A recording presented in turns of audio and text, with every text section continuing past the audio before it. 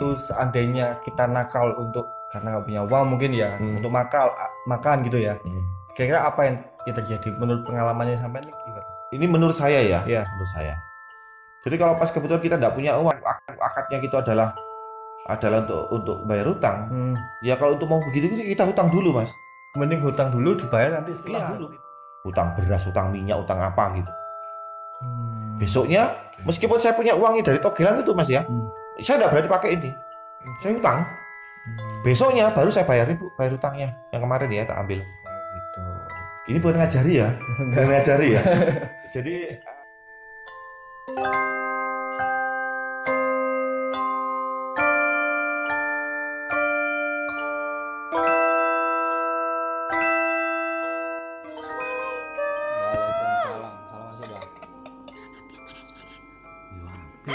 aku merem-merem kok, Mbak. Apakah saya sudah sampai di situ selesai? Artinya apakah itu sudah berhenti sampai di situ? Tidak, Mas. Tidak. Jadi karena memang tadi kebutuhan ya, kebutuhan di satu sisi saya berhutang, kebutuhan saya untuk pribadi saya, untuk kehidupan saya juga ada di sana, gitu ya. Kerja. Jadi saya sepanjang perjalanan ini ya, namanya ngumpulkan duit untuk beli baju lah kasarnya ngomong, itu tidak bisa, Mas. Tidak bisa segitunya ya, gitu ya, tidak bisa. Nah nanti kita akan kasih kesimpulannya. Nah selanjutnya Mas, perburuan itu terus saya lanjutkan. Makin ambisi ya. Iya, jadi karena sudah saya bayar itu tadi saya bilang utang saya pada tahun itu Mas sekitar 130-an juta, gitu ya. 130 juta. Dan itu recehan banyak gitu. Ini dengan yang ada kayak misalnya dari togel kemarin dan segala macamnya dari uang ini. Ya bisa bayarin orang, saya punya utang misalnya 1 juta bayarin, utang saya 500 bayarin, utang saya 300 bayarin gitu, Mas. Utang saya di sana 10 juta saya bayarin gitu. Nah, saya 10 juta juga saya cicil, masih kasih 3 juta didum gitu, Mas. Nah, kan saya begitu tuh enggak terus dapat gitu kan. Akhirnya lama nggak dapat ya. Suatu ketika Mas, saya ini akhirnya ketemu lagi. Ya kok ono ae gitu loh, yang ngasih cerita, yang anu gitu ya. Kok ono ae gitu loh. Akhirnya saya diajak lah sama teman ini ke Jember. Oke, Jember. Ke Jember. Ini ya. bukan lain dari Blitar nih ya. Lain Blitar. Nanti Blitar saya mungkin untuk itu saya pikir itu nanti di akhir cerita sekalian saya kasih kesimpulannya. Nah, gitu ya teman-teman ya. Ngomong gini, Pak. Banyak yang nunggu nih Pak Mas Blitar. Ceritain dong Mas Blitar kapan gitu. Di DM seperti itu. Iya. Saya paham Mas, karena memang saya janji ya ke Blitar. Dari sini saya ceritakan. Nanti Blitar saya kasih untuk penutup. Sekali saya kasih kesimpulan dari perjalanan ini semua sehingga saya sampai hijrah. Oke, ya. Siap. Ditunggu aja. Nah, selanjutnya saya ketemu dengan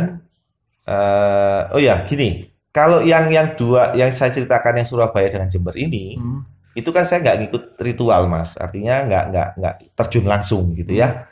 Nah, saya pikir saya hanya sharing aja gitu, sharing cerita, jadi yang enteng-enteng. Nah nanti penutupnya mungkin insya Allah di Blitar itu, karena yang di Blitar itu saya ritual langsung, jadi saya berani untuk tadi ya saya jadikan untuk cerita berikutnya gitu ya. Bikin orang menunggu loh ya. Ya, bikin orang menunggu ya, tunggu aja untuk episode berikutnya ya, sabar. Nah selanjutnya saya ketemu lagi dengan teman ini, sehingga diajaklah saya ke Jember. Nah di Jember ini disampaikan ini adalah gurunya Mas, guru ngajinya dia. Ya. Dulu dia pernah mondok di sana di Jember. Dan sebenarnya bukan di Jember pas kota Jember, tapi sebelumnya Jember. Nah itu akhirnya saya diajaklah ke sana, saya juga cerita. Nah teman yang ngajak ke Jember ini Mas, teman yang mengenalkan saya yang narik pusaka itu. Yang orang mau datang ke rumah, saya dapat cincin. Nah, ini ya, betul teman saya ini. Betul. Nah, jadi teman-teman kalau misal yang belum menyaksikan video yang berikutnya cerita tentang Pak Arya penarikan benda pusaka, silakan mampir ya. Kita sisipkan lah linknya. Oke. Nah, begitu ya jadi teman ini. Nah, akhirnya diajaklah saya ke sana, ke Jember. Sampai di Jember saya dikenalkan dengan guru ngajinya itu. Dulu pondok di sana, Mas. Ya. Pondok di sana. Saya cerita di sana. Akhirnya saya disuruh tinggallah di sana. Akhirnya kami sempat nginep di sana kurang lebih sekitar 2 malam. Jadi saya ceritakan panjang lebar karena saya sendiri tidak bisa ceritakan itu terus Mas, karena beliaunya sendiri juga harus ngajar ngaji, tamu juga cukup lumayan banyak Mas, tamunya. Dan rumahnya ini Mas, jadi jalan besar itu jalan masuk itu tidak karu-karuan Mas, tidak karu-karuan. Saya naik ojek kok itu masuk itu. Pokoknya saya ke sana itu bawa bus, naik bus. Akhirnya terus dari jalan besar itu kita ngojek itu saya pegel saya, saking jauhnya ya lewat sawah-sawah, lewat tegalan, lewat wis sudah. Nah, akhirnya saya di tempat guru ngaji saya sampaikan, jadi saya cerita, terus habis itu disuruh sembahyang, sholat, suruh wiritan dan segala macam yang diajarin begitu. Nah, selanjutnya saya disampaikan. Nah, di tahap ini Mas, saya menceritakan kondisi seperti apa adanya seperti itu awal. Nah, di tahapan ini beliau waktu itu insya Allah saya bisa bantu. Tapi saya tidak sendirian, dia bilang gitu. Waduh, saya bilang ini kalau tidak sendirian ini mesti butuh biaya banyak. Terus saya sampaikan, Pak Yai, dia bilang gitu. Karena dia ini orang guru ngaji ya Mas, saya bilang aja Pak Yai gitu. Karena apakah panggilannya betul Pak Yai atau enggak saya juga nggak tahu. Ya. Saya anggap Pak Yai itu menghargai beliau gitu ya. Karena orangnya sekarang udah meninggal Mas. Udah meninggal. Udah cukup lama meninggalnya. Pas kebetulan saya pas posisi hijrah waktu itu saya dapat kabar kalau beliaunya meninggal, jadi saya tidak bisa datang ke sana. Nah, dia bilang, akhirnya saya karena sudah kadung kayak orang melalang buana, sudah habis banyak biaya. Saya akhirnya dengan ketemu orang-orang begitu sudah tidak tengaling-aling lagi. Saya langsung tanya, udah Pak Yai, kira-kira biayanya berapa untuk di semua? Waduh Mas, sampai jangan bicara biaya ke saya, dia bilang gitu. Kalau sampai tak ajak bicara biaya, sampai yang punya uang. Sampai datang ke sini dalam kondisi susah Mas, dia bilang gitu. Dia bilang gitu. Terus gini nih. Oh ya Pak Yai, maaf gini. Karena saya itu ya saya tahu kok, sudah paham. Sudah sini si Ani sudah sering banyak cerita ke saya. Dia bilang gitu. Nah, akhirnya yaudah gini aja. Supaya sampean percaya kalau saya itu tidak main-main. Akhirnya saya diajak Mas ke ruangan tempat dia ngaji sama teman saya ini berdua nih. Ayo nih, dia bilang gitu. Saya coba itu juga lap, dia bilang gitu. Ada lap makan itu Mas di atas meja makan ini. Ini ya Pak Yai. Ya, Jukun. Bilang sama teman saya tadi itu. Ambil sama dia. Ya sini. Nah, dibuka Mas lap makan itu digeder gini. Dibuka. Enggak dibuka ya. Terus sama dia diambilkan tasbihnya dia dari sakunya gini, ditaruh dalamnya, dilipat. Udah taruh gitu aja. Diajak omong-omongan Mas saya ini. Ngomong ngidul. Terus nanti rencana mulai kapan? Ya besok Pak Yai, insyaallah pulang besok. Saya ini juga nginep di sini juga, istri saya bolak-balik telepon kok tumben nginep. Gitu, istri saya di rumah juga sendiri kan gitu kan. Ada adik itu kadang-kadang juga datang. Terus karena kondisi kalut kayak begini kan, kasihan Pak Yai. Yo cok suwi-suwi, jangan lama-lama. Saya juga mikir ke sana. Nanti di rumah sampai baca-baca ini ya Mas, dikasih saya wiritan Mas. Kasih wiritan, terus kemudian dia bercerita bahwa yang bisa bantu di saya kondisi seperti ini ada rekannya dia. Ini orang Lumajang katanya. Nah, panggilannya Syekh gitu, enggak tahu Syekh siapa. Saya juga lupa namanya. Syekh dia bilang gitu. Nah, selanjutnya dia bercerita banyak. Memang orang ini tidak terlalu banyak tamunya karena dia tidak buka praktek gitu ya, tidak buka praktek di rumah, tapi dia sering dipanggil. Sering dipanggil. Jadi kalau ada perlu siapa dipanggil. Nah, saya ditanya, kira-kira kamu bisa kesini kapan lagi? Dia bilang gitu. Ya saya coba cari sangu dulu Pak Yai. Gini. Gak usah mikir perkara sangu, dia bilang gitu. Mulak toko dewe, nanti kalau datang sendiri sangu. Waduh Pak Yai, sangunya dapat dari mana kalau nggak saya nyari? Kok tahu datang sendiri, dia bilang gitu. Ya kalau Pak Yai uangnya datang sendiri. Kalau saya kan kalau nggak nyari gimana uang kan gitu. Gampang, tenang aja. Penting kamu mau apa enggak, dia bilang gitu. Nah, ini nanti barangnya itu orang yang saya ini yang pegang barang. Oh gitu Pak Yai. Ya sudah gini aja. Kapan kira-kira bisa ke sini? Ya gini aja Pak Yai, saya tak pulang dulu. Nanti gimana saya kabarin Pak Yai. Saya tak cari sangu. Terus nggak usah mikir sangu, dia bilang gitu Pak Yai. Dia bilang gitu Mas.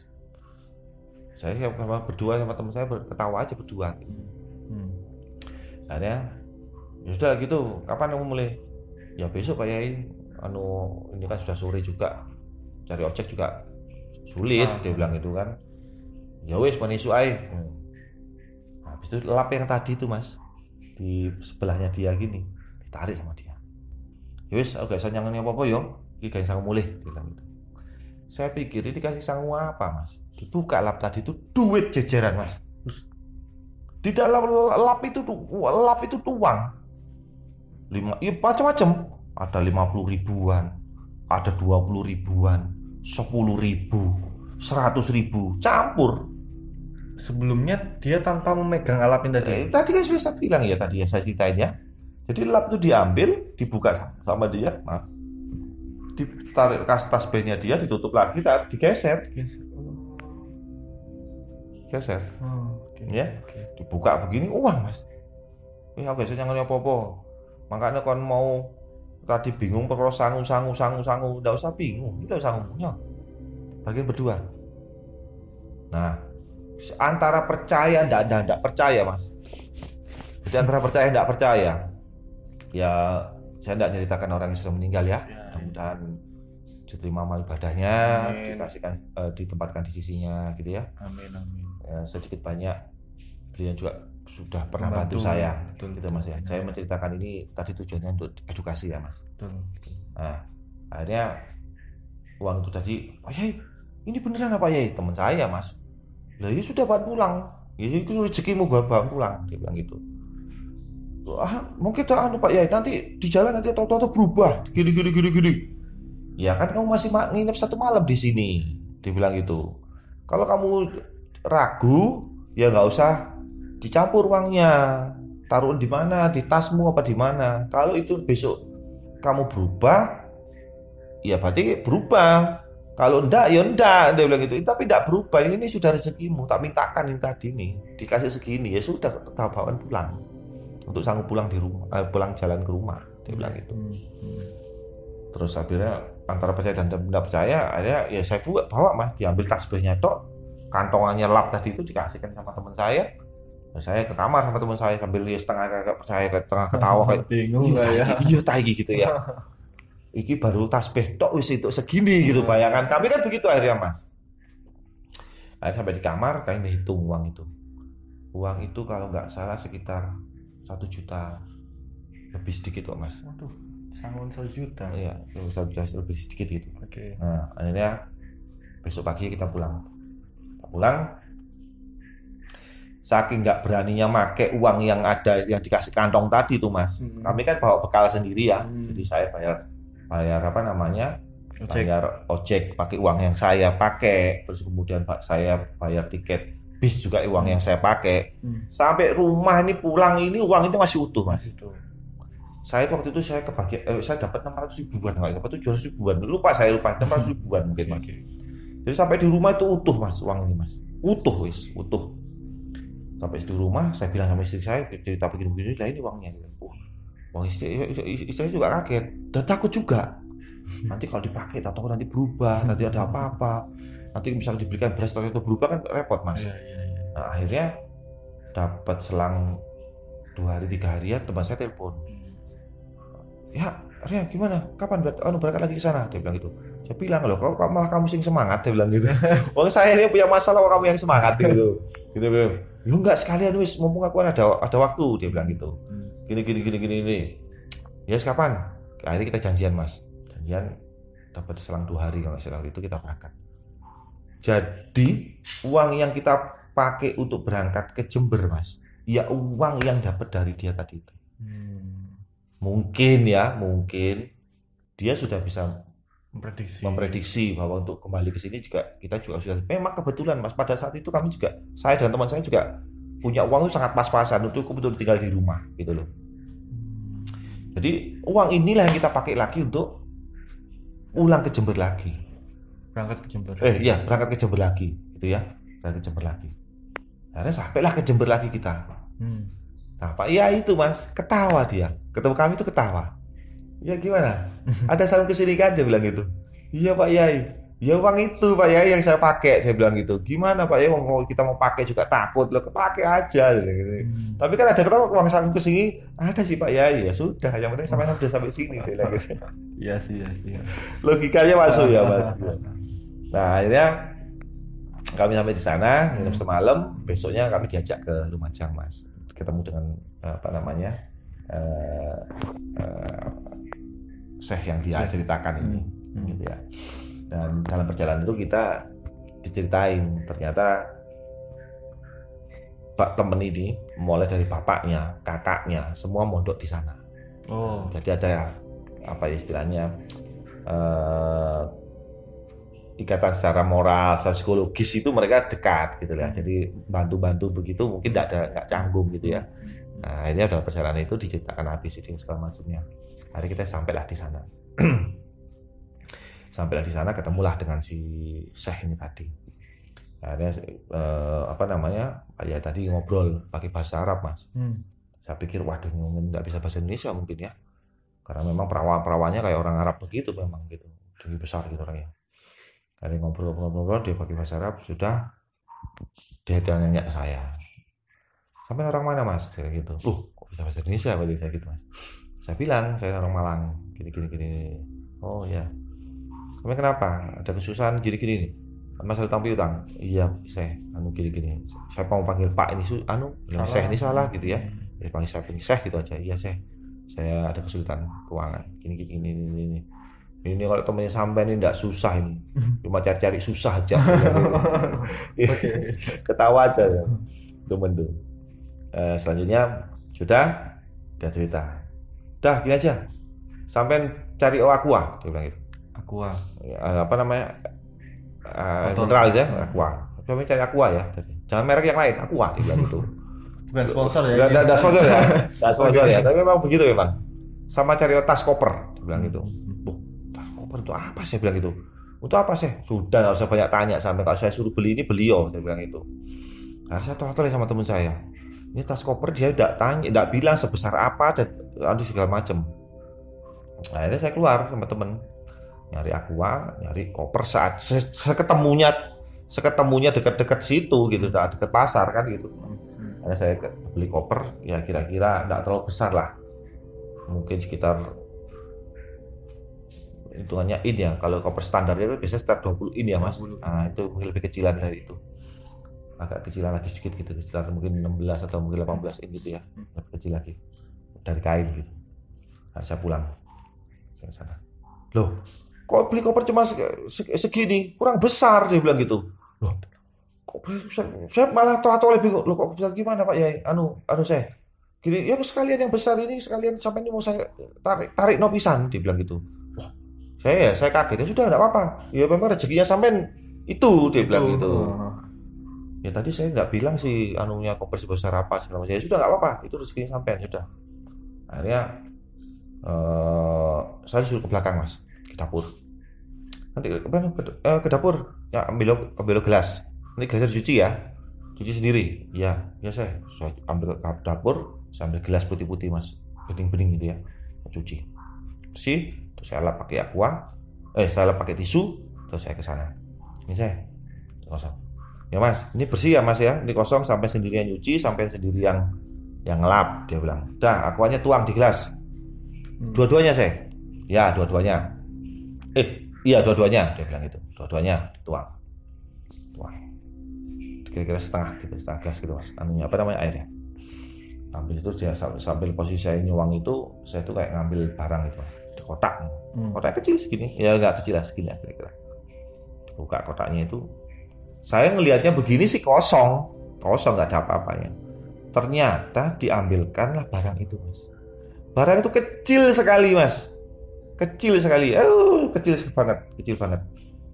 Dia bilang, ini yang tak buat media, dia bilang, media untuk bantu sampean. Bukan minta ke sini ya Mas, dia bilang itu. Ini buat media, namanya Merah Delima. Baru seumur hidup itu Mas saya tahu namanya Merah Delima, dan ternyata Merah Delima yang saya tahu saat itu bukan merah. bayangan saya namanya merah delima itu warnanya merah gitu ya. Itu enggak kecil sekali, warnanya itu kayak mutiara. Putih kuning kekuningan begitu kayak kelengkeng kayak kolang kaling, kayak kolang kaling. Mirip kayak kolang kaling. Mirip kolang kaling. Diambilkan sama dia, ditaruh di sendok gitu. Nah, sama dia ini namanya merah delima. Saya sudah pernah tahu belum? Saya gini nih, saya tunjukkan ini. Dimasukkanlah apa namanya tadi itu ke air mas. Air tadi merah mas. Merahnya air ini mas, bukan merah-merah kayak merah beranang gitu enggak. Kayak merah kayak merah muda begitu. Iya, oke. Saya pernah tahu filmnya mas, dulu pernah film ada merah delima kan bersinar ya, itu enggak bersinar. Dimasukkan pelung ya langsung merah, airnya itu lama-lama merah. Bukan yang merah bersinar ngebiak gitu ya, bukan? Enggak, ya hanya di airnya tok ini. Jadi enggak bersinar kemana-mana begitu, enggak. Ya. Saya pernah lihat filmnya itu kan dicemplungkan di dalam air tuh terus kayak bersinar kayak ada lampunya, enggak. Yang saya itu enggak. Karena kan banyak praktek nih, mungkin di YouTube dan lain-lain tentang merah delima asli atau tidaknya. Yang saya lihat seperti itu. Jadi merahnya itu kayak lampu gitu loh. Iya. Kena lampu sama air gitu. Enggak, yang saya lihat itu. Jadi dia enggak merah. Enggak merah yang menyala gitu, Cok. Merah. Habis itu sama dia sudah ya, Mas. Sama dia diangkat lagi. Diangkat lagi sama dia. Warnanya merah ini tetap merah, Mas. Enggak berubah putih. Enggak bening lagi ya, tetap merah. Ya. Nah, yang satunya tadi, air yang putih yang satunya kan masih utuh. Saya disuruh minum. Minum mas, dia bilang gitu. Saya minum, saya separuh tadi. Gelas yang merah tadi itu mas, yang ada airnya, suruh dinuangkan. Jadi saya ini hampir tidak pernah memegang gelas ini ya. Tadi. Ya. Sudah diminum, sudah. Air yang merah tadi mas, saya suruh nuang lagi ke tempat yang gelas yang kosong yang sudah habis saya minum tadi. Saya tuang mas. Pelan-pelan mas, bening. Beningnya pun pelan-pelan. Beningnya pelan-pelan, nggak langsung dituang langsung bening gitu, enggak. Dituang, dia pelan-pelan langsung bening. Ya, oke, sudah ditaruhlah kotak lagi. Udah mas ya, udah tahu ya, ini namanya merah delima. Jadi ini nanti medianya untuk saya bantu sampean. Tapi tetap mintanya sama Allah mas, ya bukan minta ke sini ya, dia bilang gitu. Nah, sudah menjelang waktu sudah mau asar masa itu, akhirnya kami disuruh kami jamaah asar. Jamaah asar, kami digiring ke ruangannya, dia punya ruangan sendiri kayak ruang praktek gitu mungkin ya. Di situ tuh ada karpet, terus ada satu ruangan kecil kayak musola, tapi musola itu kira-kira kalau untuk orang 2 cukupnya mas. Pas itu orang 2. Ya. Tapi ada tuh kayak kelambu, ditutup kelambu begitu. Saya tidak melihat itu, tidak kelihatan. Nah habis itu akhirnya kami numpuk di depan kamar kecil tadi itu, kayak musola gitu. Nah di sana kita diajak berdoa. Berdoa sebisanya, minta sama yang kuasa, sama Allah Subhanahu Wa Taala, apa yang jadi tujuan sampean mudah-mudahan terkabul. Nah, dia ngaji, kemudian segala macam. Nah, begitu dia masuk dalam sendirian, masuk dalam. Habis itu saya dipanggil mas saya masuk dalam, dibawa tasnya mas. Tas segala, batin saya itu ngapain loh. Saya lihat mas ruangan itu mas, ternyata di dalam ruangan itu tulisan musolanya tadi ya, di dalam itu tulisan Al-Quran mas. Banyak tulisan Arab ya, tulisan Al-Quran banyak sekali. Dan ruangannya itu wangi. Akhirnya saya duduk berduaan bersebelahan begini karena kecil mas, tempatnya cukup kecil. Terus tasnya tadi saya ambil, taruh situ tasnya, taruh di tasnya. Nah kotak tadi itu, kan ada kotak yang dimasukkan tadi merah delima ya, sama dia dimasukkan, dibuka tas itu, dimasukkan, ditaruh, taruh. Nah gelas yang tadi yang saya buat minum, disuruh ngambil. Ya bukan saya yang ngambil, tapi teman saya suruh ngambil. Cukup gelas, dia bilang. Ambilkan gelas, gelasnya masukkan dalam situ lagi, diisi air cuma setengah kira-kira, ditutup. Saya suruh tutup. Terus dia bacain doa, setelah 10 menit kita suruh keluar. Ayo mas, kita keluar. Kami keluar berdua mas. Jadi tidak saya tinggal, beliaunya di dalam itu tidak saya tinggal. Nah, akhirnya sampai di luar itu kita jagongan lah, ngobrol kanan kiri apa segala macam. Kira-kira selang 15 menit 20 menit gitu. Dia tuh kayak orang geragapan gitu, kayak orang kaget, kayak tolah. Oh iya. Kayak orang waduk-waduk gitu. Mas. Nah, hari kami disuruh menghadap ke ruangan yang tadi itu. Kita berdoa lagi. Bacain ngaji sama dia, berdoa. Akhirnya saya disuruh masuk, Mas. Merinding saya. Saya disuruh masuk sendirian. Antara berani tidak berani saya, Mas. Saya dibilang beraninya itu karena itu saya tahu ruangan itu di dalamnya ayat suci Al-Quran. Saya pikir nggak mungkin namanya ada setan atau jin yang berani masuk ke situ. Nggak beraninya itu karena baru sekali itu saya masuk gitu, dan saya tidak bisa bayangkan kira-kira di situ ada apa gitu. Saya nggak bisa bayangkan gitu. Itu yang antara takut. Udah masuk, dia bilang. Saya masuk. Udah masuk. Sampai buka mas tasnya, dia bilang. Jadi di sana tuh dipandu tapi lewat luar mas, lewat ruangan tadi itu. Dibuka tasnya. Tapi jangan lebar-lebar. Sekira-kira selebarnya tangan saya aja, lebih sedikit gitu. Asal tangan saya bisa masuk gitu aja. Nah, terus saya buka tas koper tadi, saya masukkan tangan saya. Digerayangin, apa ya Pak? Gerayangin dia. Diraba. Nah, diraba. Ketemu apa? Dia bilang gitu. Saya cari ketemu. Saya kotak tadi itu. Sebelahnya. Saya raba-raba, Mas. Loh, ini ada kertas. Ambil. Dia bilang gitu. Saya ambil begini mas, ternyata uang 100.000. 100.000. Coba masuk lagi ke tangannya ke dalam, saya pegang. Apa lagi? Tarik lagi, ketemu lagi, 100.000 lagi. Saya ada 2 lembar, coba cari lagi. Barangkali di dindingnya, ratain. Nggak ada saya, yakin sampai nggak ada. Yakin. Beneran? Iya yakin. Ya sudah gitu. Tutup lagi. Sampai saya keluar dengan uang 200.000 tadi itu. Terus nggak lihat lama, saya masuk. Habis itu terus dibawa tasnya tadi itu. Dibuka kelambunya terus diambil tasnya itu dibawa keluar. Terus dia bilang, ya mas, ini tadi tujuan saya pengen tahu sampai ini ada rezeki apa enggak, dia bilang gitu, maksudnya jodoh apa enggak gitu. Tapi memang lagi-lagi rezekinya sampai ini di situ. Nah, uang yang sampean bawa ini jangan dipakai apa-apa. Sak kepepet-pepetnya sampai enggak punya duit, jangan dipakai. Dia bilang gitu, jangan dipakai. Nah, simpan yang baik. Syukur kalau sampean bisa kasih minyak wangi, tapi kalau enggak apa-apa. Satu. Keduanya, kalau mau naruh duit itu jangan di dompet yang taruh di belakang, mas. Gitu ya. Nah, enggak boleh. Harus di atas, di saku atas atau dalam tas itu enggak apa-apa. Pokoknya jangan dimasuk ke dompet, taruh di belakang. Kayak gitu. Oh ya saya. Nah, nanti itu mas sama kayak istilahnya kereta api itu adalah lokomotifnya. Uang yang tadi itu sama dengan kayak lokomotif. Dia kayak yang narik, yang bawa nanti yang katanya ya, narik untuk bawa yang lain. Nah sudah, akhirnya saya manut. Nah, pada puncak cerita mas, nah ini akhirnya yang jadi masalah di saya.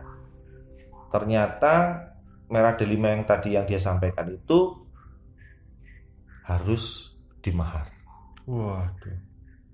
Waduh, ini saya sudah puyeng kepala saya untuk bilang mahar mas. Karena ini tadi tujuan saya tidak punya apa-apa mas, tidak punya uang. Ini kalau dimahar ini berapa puluh juta, ratus juta. Bayangan saya itu karena namanya merah delima ini, saya kan dengarnya mahal banget, mahal sekali. Waduh, ini berapa puluh juta. Terus saya bilang, saya ini tidak punya uang banyak untuk mahar merah delima ini. Loh, mahar sampai pikir suruh beli? Enggak. sifatnya kayak sewa. Mahar itu kayak nyewa gitu mas, disewakan. Nah, dalam cerita itu dia akan nyewakan merah delima ini ditambah dengan uang yang tadi itu untuk bekerja. Gitu ya, untuk bekerja. Nah, waktu itu kalau nggak salah maharnya dia minta sekitar 12 juta nggak salah. 12 juta loh. Nah, ritual yang dilaksanakan itu 7 hari mas. Selama 7 hari saya disuruh nyiapkan kamar yang tidak boleh sering dilalui orang atau ditinggali. Seandainya toh pun saya terpaksa masuk dalam kamar, saya tidak boleh menghadap ke koper. Dan koper yang tadi yang saya beli tidak boleh diganti. Harus sama itu. Harus sama dengan itu. Nah, 7 hari saya suruh di ritual itu tidak boleh ada lalu lalang orang di sana. Terus kemudian kalau saya ataupun harus paksa masuk, saya tidak boleh menghadap ke koper. Saya harus membelakangi. Gitu ya. Nah, saya pikir-pikir. Harus saya pulang mas. Pulang, saya sampaikan sama istri saya. Terus ya apa ini maharnya segitu gede. Karena segitu besar mas, saya juga akhirnya cerita sama keluarga. Ya, sama papa saya cerita, sama adik saya cerita, sama saudara saya cerita, minta bantuan. Papa saya sempat kaget mas, kok sampai sejauh itu ternyata. Selama ini saya tidak pernah cerita sama orang tua saya. Nah selanjutnya dengan rekodoyo saya, karena saya dapat pinjam lagi, akhirnya buka utangan baru gitu mas ya. Nah akhirnya saya telepon sama teman akhirnya nyambungkan ke guru ngajinya, guru ngaji nyambung ke saya. Akhirnya kita janjian ketemu. Dia datang ke rumah. Oke, akhirnya dia datang ke rumah mas. Tapi sebelumnya saya sampaikan bahwa uang yang di mahar 12 tadi itu saya hanya mampu punya uang 8 juta. Nah, tergantung saya mau ya syukur alhamdulillah, enggak mau ya wis seperti saya gitu mas. Tapi ternyata dia mau bantu. Ya sudah, dia bilang mau bantu. Oke, akhirnya pada hari yang ditentukan dia datang ke rumah. Artinya dengan duit 8 juta ini dia Sepakat. kurangnya? Ya sepakat gitu ya. Sepakat. Nah, hari yang ditentukan dia datang ke rumah. Dia bawa berapa orangnya sama istrinya juga waktu itu datang ke rumah. Nah, saya suruh duduk di kursi nggak mau mas, malah kursinya suruh minggirin. Karena di situ saya punya kursi ada karpetnya gitu, kursinya suruh minggirin. Dia duduk lesehan.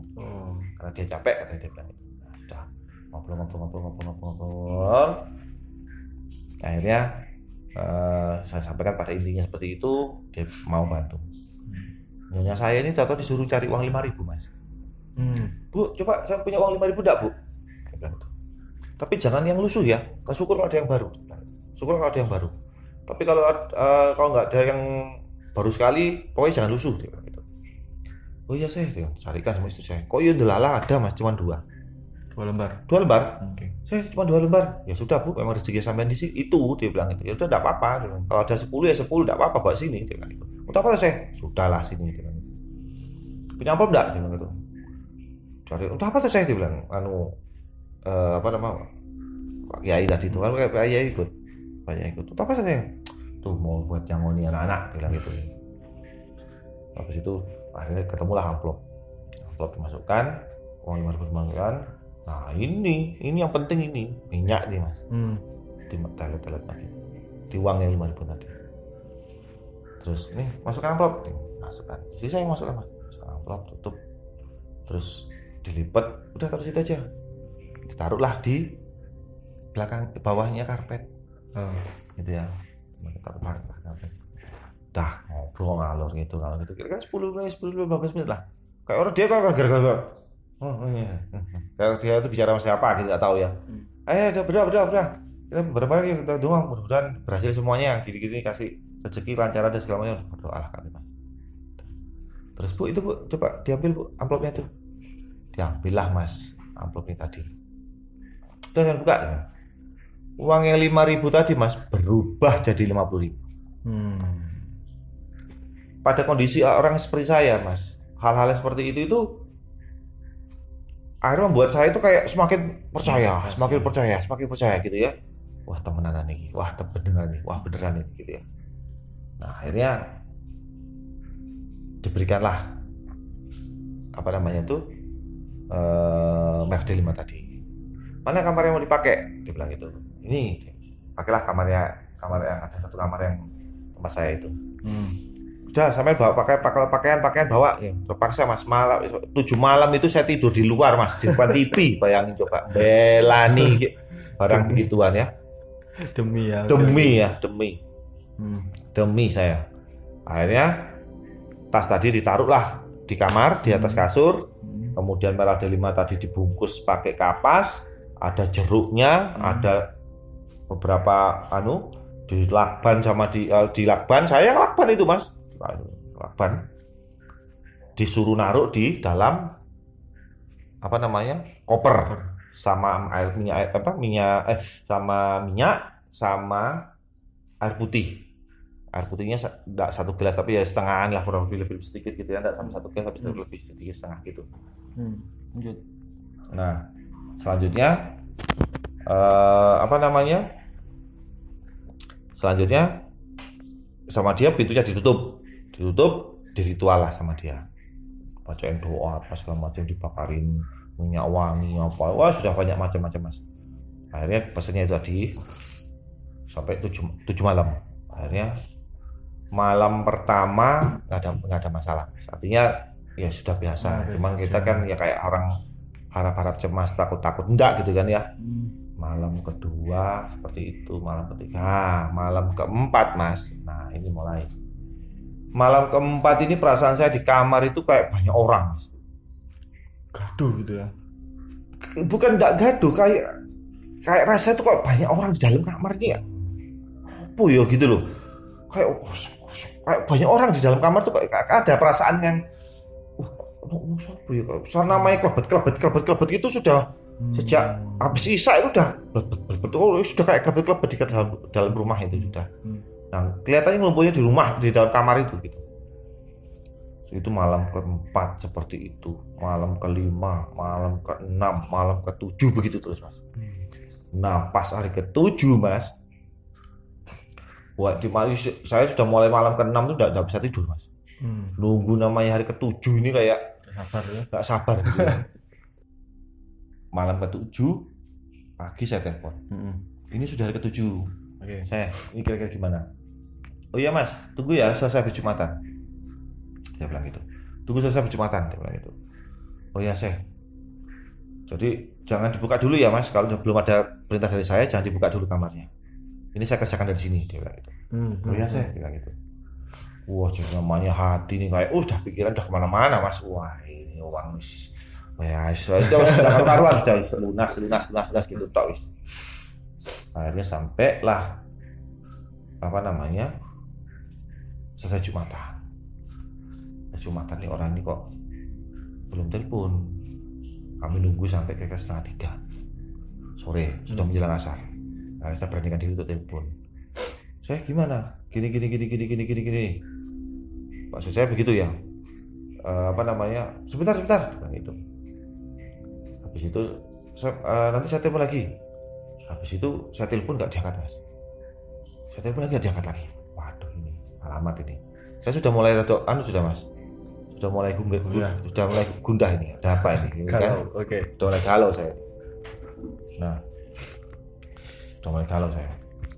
Terus akhirnya sampai saya sholat asar. Saya tenang-tenangkan mas. Sampai sholat asar kurang lebih setengah 4 jam 4. Sudah saya putuskanlah saya buka kamar sendiri tanpa menunggu. Karena saya coba telepon nggak diangkat sama dia ini. Saya buka kamar mas, harapan saya itu uang ini sudah melebur kemana-mana ya. Gitu ya. Saya buka kamar ini kayak ada rasa takut. Kayak percaya, kayak enggak. Begitu saya buka pelan-pelan, Masya Allah mas, ternyata nggak ada apa-apanya. Jadi koper ya koper, kasur ya kasur, artinya nggak ada apa-apa. Bayangkan, tapi saya masih mungkin di dalam. Ya, saya buka lah koper tadi, ya kosong mas, nggak ada apa-apa. tempatnya yang merah delima tadi itu, karena saya tadi tahu itu barangnya kecil mas, takut kalau loncat, saya iris mas, saya iris pelan-pelan, saya buka pelan-pelan. Merah delima yang tadi saya taruh dengan benar, ini tidak ada mas, hilang. Sampai saya cari pelan-pelan begini, Aduh, 8 juta men. hilang mas, tidak ada. Terus Gitu ya, ya sudah. Akhirnya saya telepon, nggak diangkat-angkat. Akhirnya saya teleponlah ke Pak Yai tadi tuh. Pak Yai, ini gimana nih Pak Yai? Gini. Saya ceritakan gimana? Saya ceritakan. Oh coba saya telepon. Akhirnya dia telepon. Akhirnya Isa, nanti habis Isa saya telepon ya. Iya Pak Yai. Akhirnya Isa dia telepon saya, Pak Yai ini. Ternyata bukan solusi yang saya dapat, malah keterkejutan mas. Ternyata Syekh ini minta tanggung jawab saya karena merah delima ini sudah hilang di tempat saya. Saya harus menggantikan merah delima itu. Wah, ya saya kan patuh geger aja timbang kayak gini. Saya kita sama-sama tahu, ya kan? Masukannya ya kita tahu, dibungkusnya kita tahu, yang naruh ya kita sama-sama tahu. Kan nggak mungkin mau saya macam-macam gitu mas. Iya kayak sekarang mas, di video enak ya, video call apa gimana. Kalau cuma segitu nggak ada video call mas. Foto aja masih VGA barangkali ya, mati berburu-buru. Tapi tidak terpikirkan sampai sejauh ke sana gitu. Akhirnya intinya saya ini minta tanggung jawab saya untuk menggantikan. Ya saya tidak mau. Dapat duit dari mana saya mau menggantikan ini? Gitu kan? Nah, disinilah akhirnya yang misalkan togel-togel kemarin narik emas itu yang nggak dapat dan segala macamnya, dapat akhirnya terus habis itu begini-begini, jadi buka utangan baru. Nah, akhirnya berjalan waktu, akhirnya saya putuskan untuk berhenti untuk menghubungi ya, karena sudah tidak jelas itu ini. Nah, saya juga teman saya sendiri juga malu. Ketemu sama saya malu gitu ya, karena apakah dia juga dapat menikmati itu enggak saya nggak tahu, walau alam ya, walau alam saya nggak tahu. Pokoknya intinya saya juga cari jalan yang lain. Jadi yang saya bisa simpulkan mas untuk cerita yang ini, jadi kejadian yang pertama tadi memang nyata ada, dan itu memang berhasil dan itu bisa dirasakan. Dan yang kedua, tolong hati-hati buat teman-teman di sana. Jangan mudah percaya. Jangan mudah percaya dengan hal seperti itu. Karena setelah saya telusuri mas, ternyata merah delima ini bisa dipanggil. Oh, seperti itu. Ya. Setelah saya telusuri, ternyata merah delima ini bisa dipanggil. Jadi emang si Syekh ini, maaf ya sebelumnya kita nggak ada niat untuk menceritakan orang yang sudah meninggal, tapi kan balik lagi ini semua demi pembelajaran lah ya. Nah, artinya dari Syekh ini tadi bisa dibilang sengaja untuk menipu mungkin, atau seperti apa? Saya tidak berani menyatakan hal itu ya mas. Cuman ini kesimpulan saya sendiri. Kemungkinan dia dibisniskan. Jadi kayak nyewakan begitu, begitu. Misalnya itu pun dapat ya mas. Seperti tadi yang saya uang 200 tadi itu ya. Itu tidak sebesar apa bayangan kita yang uang itu mau berubah gitu ya. Mungkin juga ada yang wujud uang itu, tapi tidak mungkin satu koper gitu penuh. Betul. Itu mungkin tidak gitu loh mas. Betul. Gitu loh. Jadi ini sedikit berbagi cerita dengan pengalaman Pak Arya. Kebetulan teman saya ini pernah melakukan hal yang serupa nih Pak ya. Ketika itu beliau pelakunya sendiri dan mencoba untuk mewujudkan. Tapi pada kenyataannya setelah terwujud, uang ini tadi sudah gak karu-karuan, amburadul. Dalam artian sudah kayak setengah hangus segala macam gitu loh.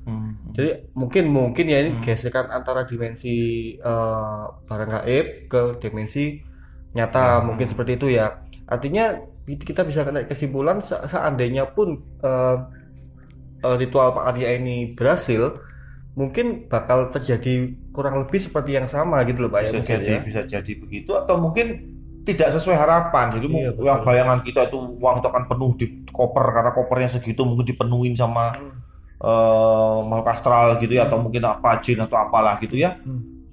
Mungkin dapatnya hanya receh gitu mas. Tapi pendelalah di tempat saya waktu itu saya nggak dapat apa-apa. Nggak dapat apa-apa. Malah uang saya hilang 8 juta itu. 8 juta. Terus Gitu. apa namanya dengan Pak Sehnya yang tadi untuk minta ganti sampai sudah? Enggak, saya belum ganti dari mana mas. Saya nggak punya uang mas untuk menggantikan itu. Nah saya sendiri yang tadinya komunikasi dengan saya nggak mau komunikasi dengan saya, komunikasi dengan ya? Pak Kiai ini tadi. Saya pun juga begitu komunikasi dengan Pak Kiai lagi. Akhirnya lama-lama saya menjauh mas. Artinya saya sudahlah nggak bisa diharapkan gitu ya. Ya akhirnya lubang baru lagi hutang. Nah begitu ya. Nah nanti mungkin akan jadi mungkin pesan saya buat teman-teman, jangan mudah percaya untuk hal-hal seperti ini karena semu. Saya perjalanan yang sampai dengan hari ini saya cerita, saya anggap yang narik emas tadi itu mungkin hanya 5% ya mas. Iya. Dari perjalanan saya. 5%. 5%-nya. Oke. 5%-nya ya.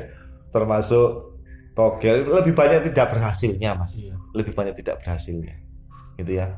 Nah jadi mungkin itu yang bisa saya ceritakan sama Mas Yo. Ini kita cerita enteng-entengan aja ya mas. Betul. Masih banyak. Nanti mungkin insya Allah kita ketemu lagi, saya akan ceritakan yang di Blitar. Dan mungkin itu jadi cerita apa ya, cerita penutup gitu ya, penutup. Karena kalau ngikuti perjalanan saya teman-teman, waduh udah luar biasa sudah. Betul. Sehingga apa namanya perlu sesi sendiri gitu ya, perlu sesi sendiri untuk bisa cerita sendiri. Tapi nanti pada akhirnya saya berikan kesimpulannya dari perjalanan ini seperti apa, supaya ada berimbang, tidak hanya golek togel, golek pesugihan, golek ini, terus hasilnya opo kan gitu ya, wis direwangi atau sudah dibela-belain begini, tapi hasilnya belum bisa ceritakan. Jadi untuk kesempatan berikutnya nanti saya ceritakan berbarengan dengan yang di Blitar ya. Oke. Gitu ya Mas Tio ya. Siap.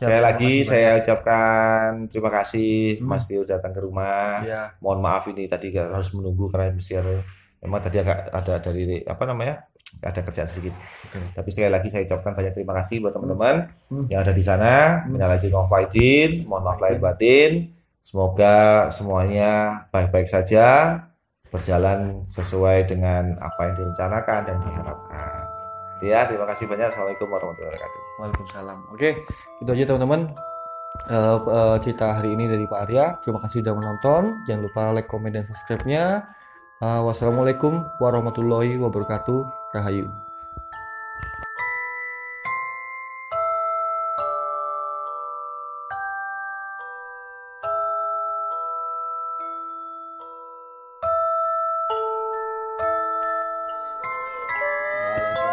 Salam sih, Bang.